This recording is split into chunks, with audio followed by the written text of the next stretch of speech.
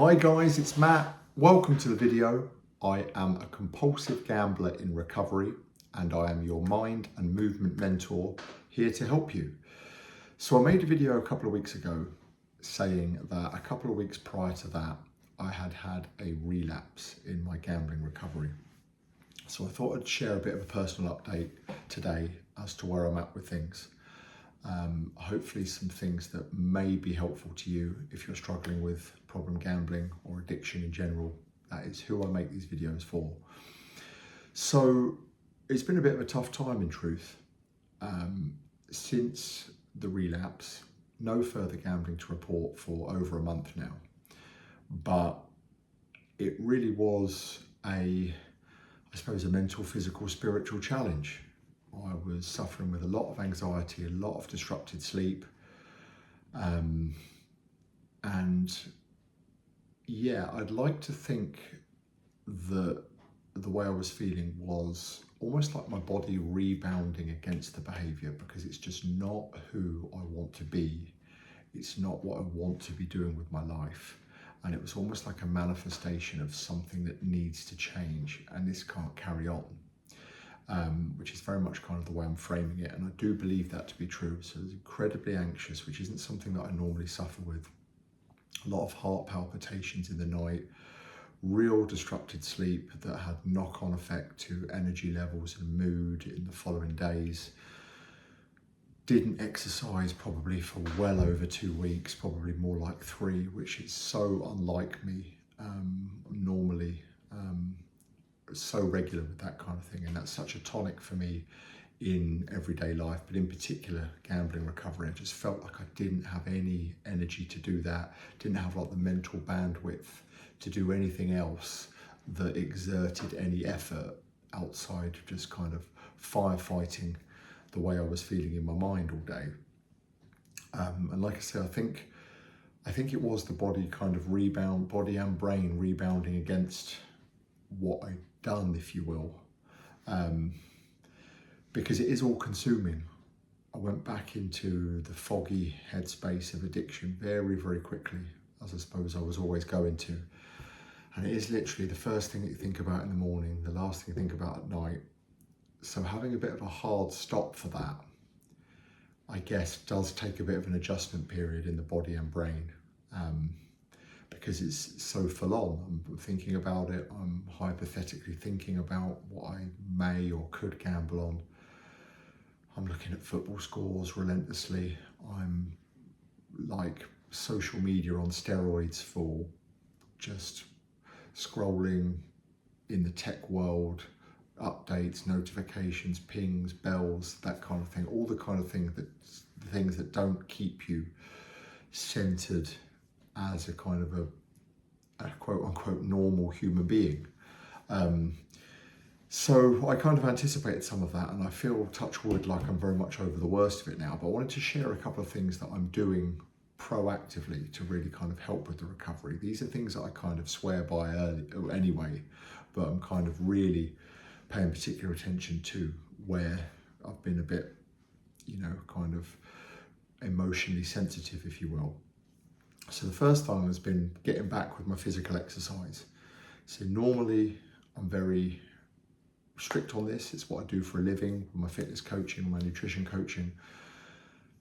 And this past week, it's like I've just fallen in love with it all over again. You really do notice what it gives you sometimes more when you contrast it against a period of not doing it. And for the last 10 days or so, I've absolutely kind of adored every workout, which has just kind of fueled the positive spiral of wanting to do it more and put consecutive days together.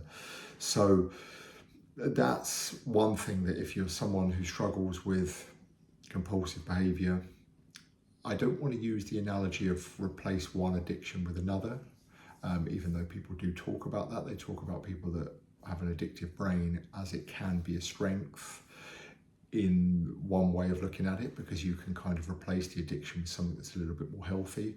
Inherently, any addiction by definition is bad, and you can do too much of anything to your own detriment. But that's one thing that I've just really enjoyed kind of getting back to, and just kind of hormonally, I suppose, chemically in the mind, just a real feel-good factor of kind of the post-workout high. It seems to me like the more intensely I work out, the better. So I use that as a real kind of leverage to push myself with both kind of weights, strength stuff and cardio. So I get a kind of a payoff for that very quickly in terms of seeing the body change in shape and feeling better. So I've quite quickly managed to get back on a positive spiral with that, which I'm delighted by, and hopefully more to come.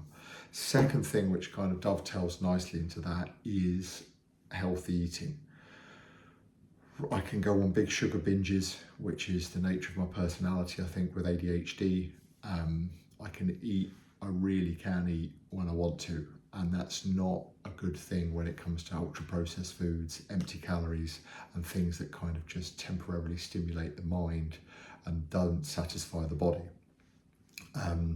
That's one thing that I noticed when I went foggy back into the world of gambling, that I wouldn't police myself in that regard, and I was just kind of almost just eating whatever, whenever.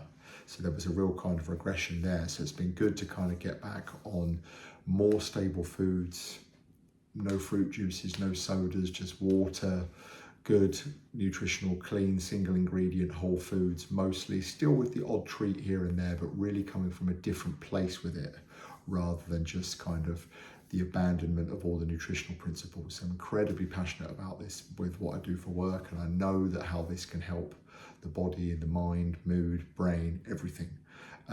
So I've kind of used that as leverage to really dial that up. And again, that's probably fueled a bit more impetus for the gym, and those two kind of work together really closely. Another thing I've been doing is really kind of taking care of my morning and evening routines. So I've been trying to avoid my phone for the first and last hour of the day, and instead replacing it with kind of like some journaling, some positive, almost affirmations in the morning. Today's going to be a good day, some things that I'm looking forward to.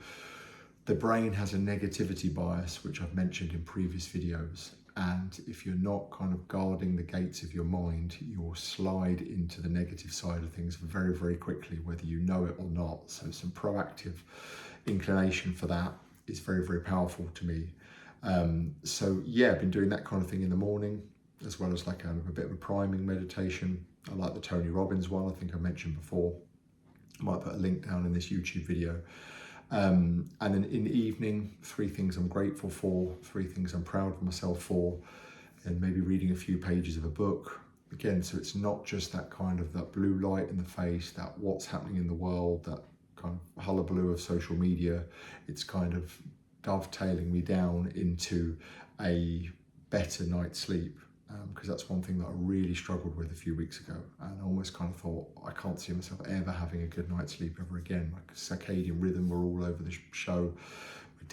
My digestion was off, which was probably largely down to stress.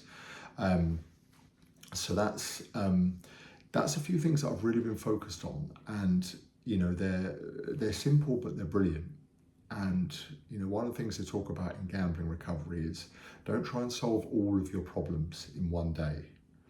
You know, that's a real kind of misnomer of the addict's mind that you can kind of go into, and that keeps you in that, it's more like to keep you in that foggy state if you're thinking like that.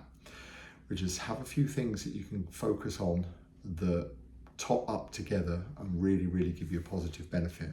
There are some more as well, which I'll probably share in a different video, but that's really, really helped me kind of change the trajectory of where I was at with my energy levels, with my mood, and feeling a lot better, a lot better in real time. So a bit more of an uplifting message contrasted to the previous one a few weeks ago with Tales of the Relapse, which I'm not at all proud of, but it is in the past.